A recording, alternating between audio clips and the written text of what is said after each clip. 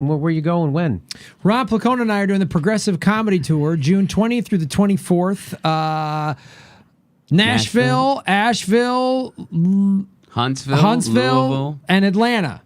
Go to Takes a team. Alabamaville. One of the Vills. Go to GrahamElwood.com for tickets. A lot of Vills. A lot of Vills. All right. And, of course, we'll see you in Chicago on July 15th. Oh, yeah.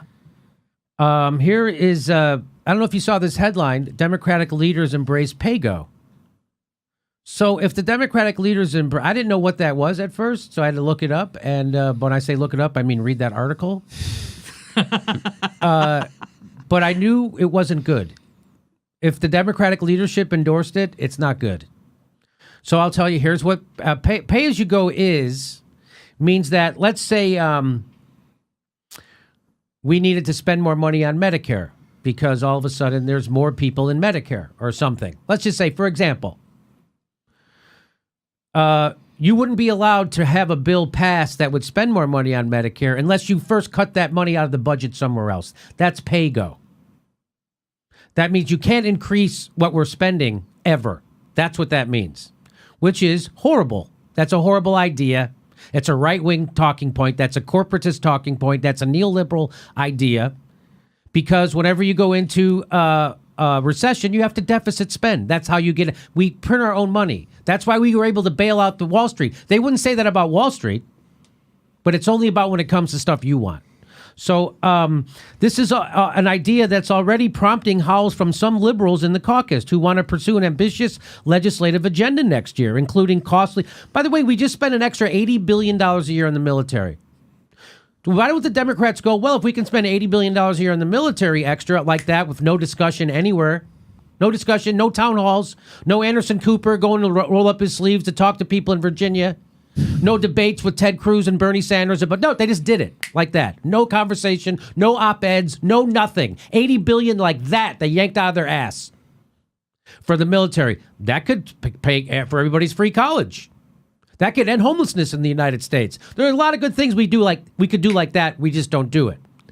So that's why the Democrats.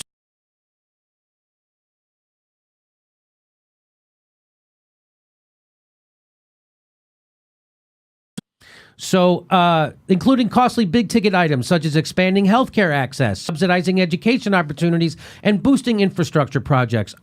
And fear PAYGO might be too confining. Representative Raul Grijalva, who I like that guy.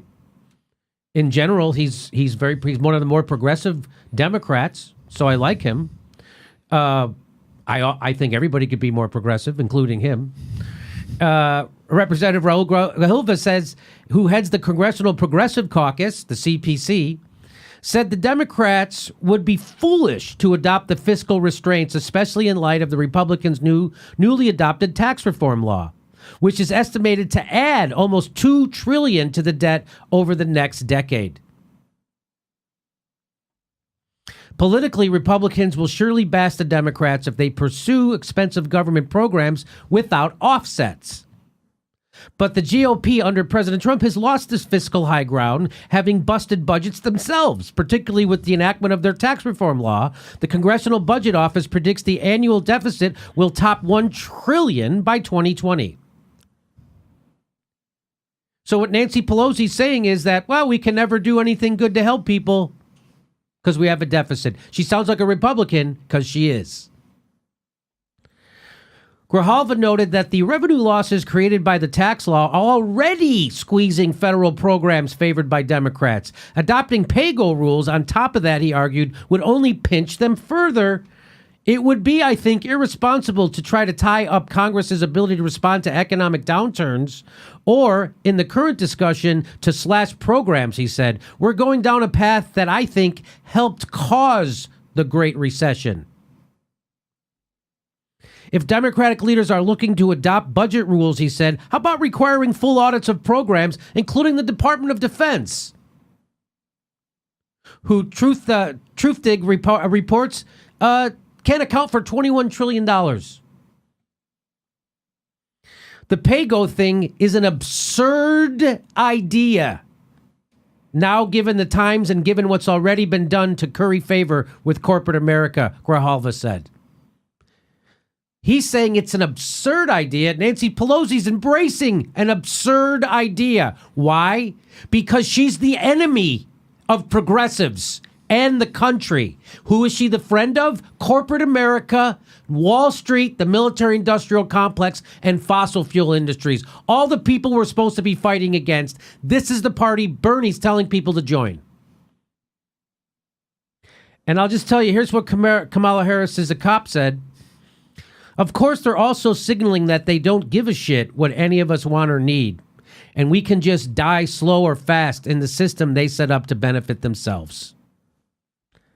I do look forward to the laundry list of people and things, not Democrat, that will be responsible for their loss. So the Democrats are signaling we won't be getting Medicare for all, higher wages, a jobs program, free college, no infrastructure, etc. Just as in 2016, a vote for the Democrats is a vote for nothing. Unless you're into totally giant war budgets, then they got that.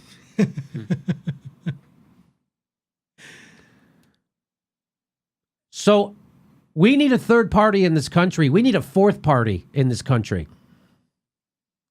And those are the questions I want to ask Bernie, which is why he won't come on the show.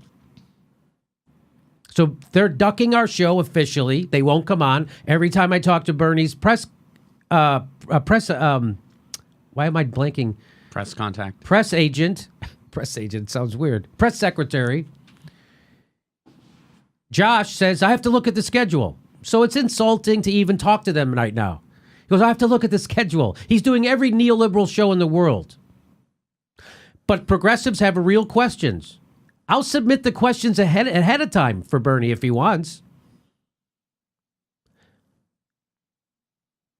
This is what the Democratic Party's doing right now. Over to my panel.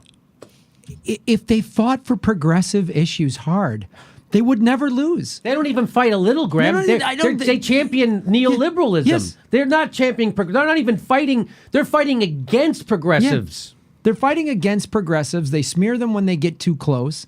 And then they support war and all this other nonsense. And it's all just this bullshit bumper sticker. They're like the person with the coexist sticker on their Prius that flips you off in traffic. You know what I mean? Yes. Their sticker in their car, oh, wow, they must be so liberal. And then they're like, fuck you, and they cut you off.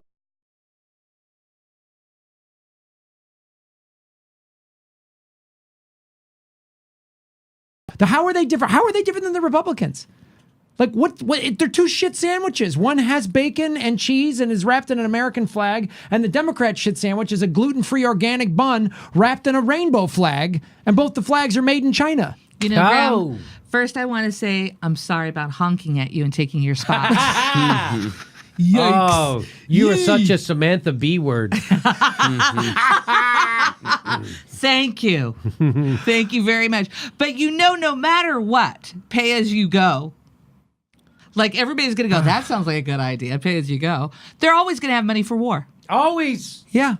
Well, that's why this is strategic on their part, because they know that the public opinion is going more towards progressive policies. They also know that people like Cory Booker and Kamala Harris gave everybody a head fake in supporting Medicare for all. So now, well, man, we want to support it, but PayGo, we're sorry. We got to be responsible. And the only reason we have to like PayGo, well, it's Trump's fault. So sorry, but that's what we have to do. It's a political football because winning is their third priority. Their first priority is squashing progressives. Their second priority is making sure the donors are happy. Yes. Those first two go pretty much hand in hand. Third priority, maybe we'll beat a Republican. But if not, who cares? Gravy train keeps coming.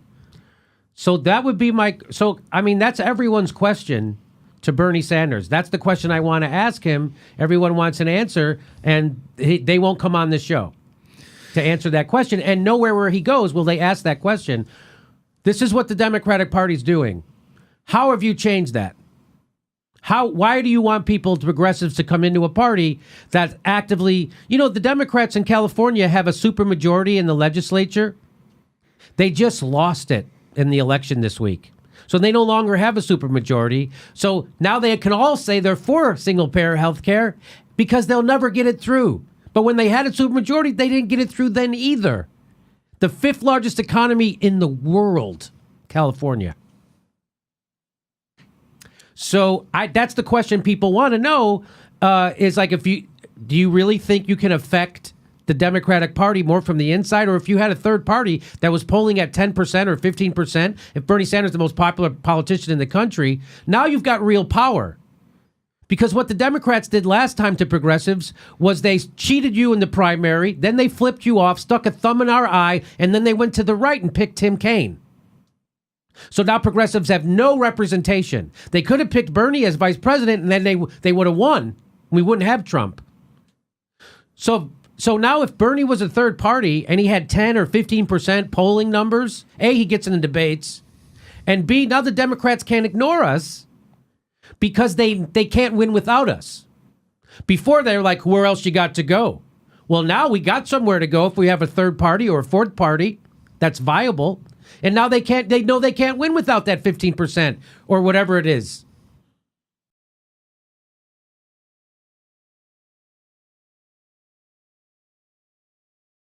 Wanted to have, and I'm sure he has an answer. I'm sure that's not a difficult question to answer. I'm sure he has an answer. So we all agree on policy. Everyone agrees on policy. I agree with the Young Turks on policy. They agree with me on policy. We just disagree on strategy. Their strategy is to keep propping up the Democratic Party. We can't have what the rest of the world has. 4 or 5 parties. We can't have that.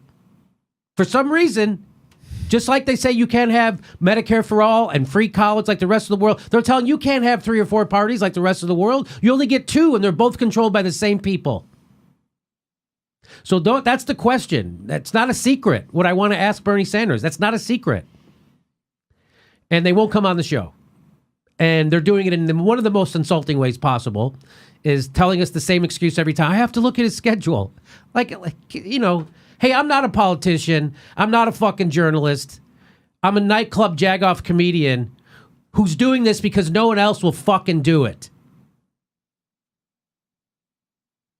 And I would much rather go back to telling jokes at night. That's really what I want to do with my life. That's what I really like doing. I don't like doing this. Is stressful. This is too stressful. And it's a real disappointment that we can't get Bernie on the show to just answer these questions so we can all get together and all work together. We're on Bernie's side. Progressives are starving. We're starving for a leader. We thought we had it in 2016 when he got screwed, which was not his fault.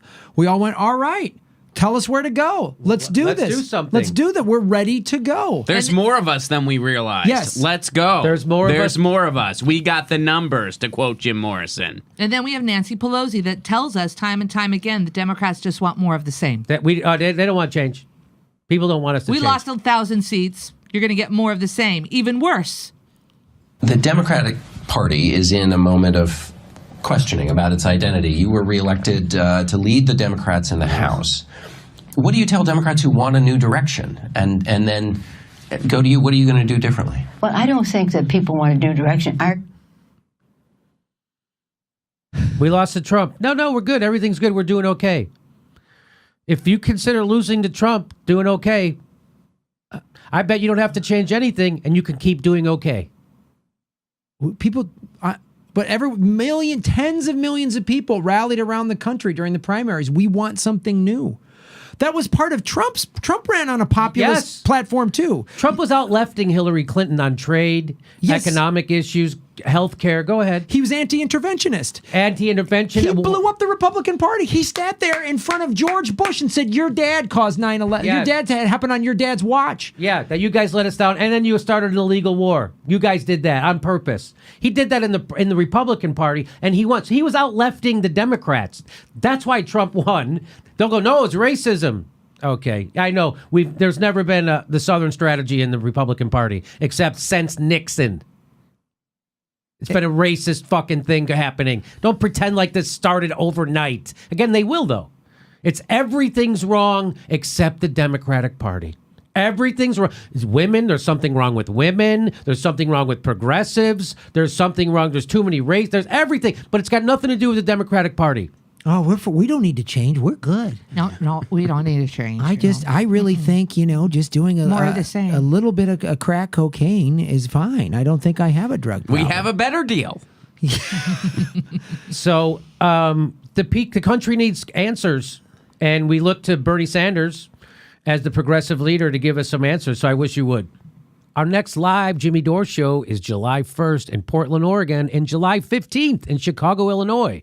We're doing a live show July 15th in Chicago, Illinois. Go to a link right there for all the tickets to all the live Jimmy Dore shows. Plus, if you can help become a premium member, we give you hours of bonus material every week. Become a patron or a premium member. And if you're on Steam It, we're steaming it right now. Plus, every Saturday, we do a live Super Solid Chat Saturday where it's a live stream and you can ask us questions and we'll answer them back. Every Saturday, 2 p.m. Pacific time. Thanks for your support.